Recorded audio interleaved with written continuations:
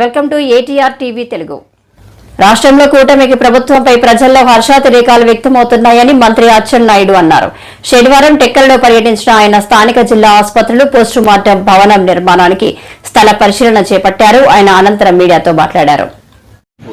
15 రోజులు ముఖ్యమంత్రి, మంత్రులు, ఎమ్మెల్యేలు, చీఫ్ సెక్రటరీ నుంచి రిటర్నర్ వరకు 15 రోజులు విజయవాడలో ఉండి ఇంత సేవలు అందిస్తే ఈరోజు మీరడిగిన ఎవరడిగినా 95% ఈ ప్రభుత్వం మీద చంద్రబాబు నాయుడు సాటిస్ఫాక్షన్ లెవెల్స్ ఉన్నాయి. ఎప్పుడు నేను చూడలేదు.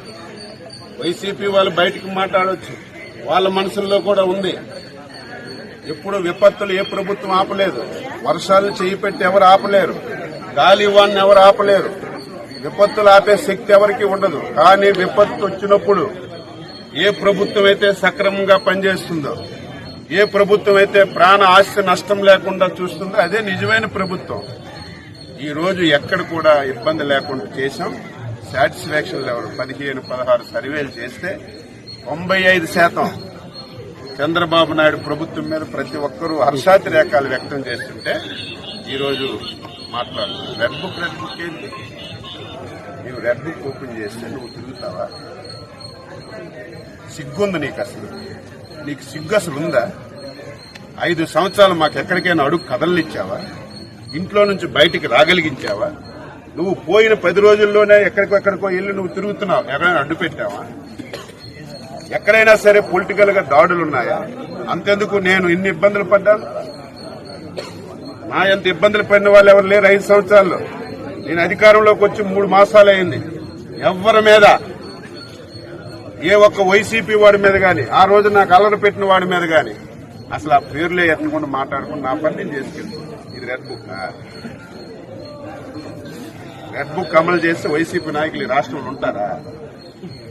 చంద్రబాబు నాయుడు గారు ఒకే ఒక విషయం చెప్పారు.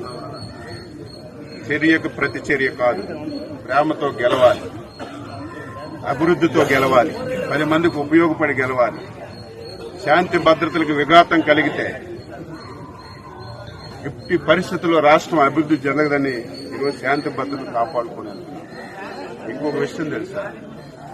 మా ఎమ్మెల్యేలు, మా మంత్రులు ఎవరైనా చిన్న తప్పు చేస్తే మందలిస్తున్నారు, ఫస్ట్ వార్నింగ్ ఇస్తున్నారు, మళ్లీ ఇటువంటి జరగడానికి వీల్లేదని చెప్తున్నారు.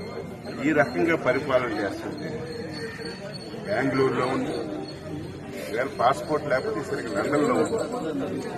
ఎవడైనా ఆలోచన చేస్తారు. జ్ఞానం ఉన్నవాడు 5 సంవత్సరాలు ముఖ్యమంత్రిగా పనిచేసిన వ్యక్తి,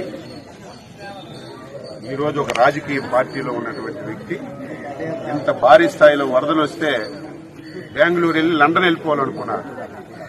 బ్యాంకు పాస్పోర్ట్ ఇవ్వలేదు కాబట్టి ఉన్నాడు. ఒకరోజు వస్తున్నాడు, షికార్లు కొడుతున్నాడు. నిన్న మీరు చూశారు.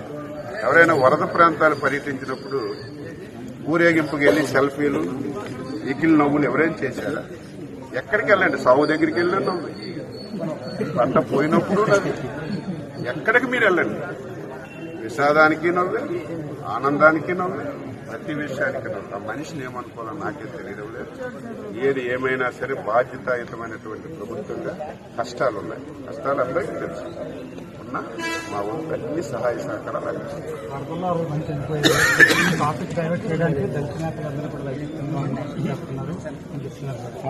అరెస్ట్ చేయడం ఏంటి?